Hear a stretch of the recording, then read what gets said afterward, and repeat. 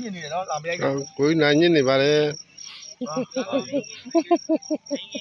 သမီးတော်ကြီး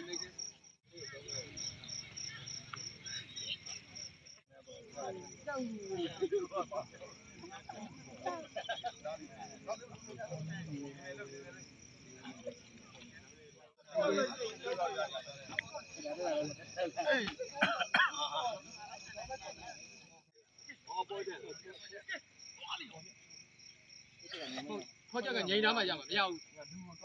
ဘူးလူကိုလင်းမကလေးဟာဒီကွာမဘာချကနေပြီဒီနဲ့နေလာဝက်ကလေးပြန်ရမယ်နော်ပြန်ရမယ်နော်မင်းဝ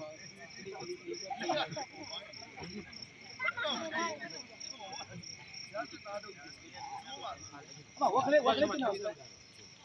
ဝက်ကလေးပြန်လာလာ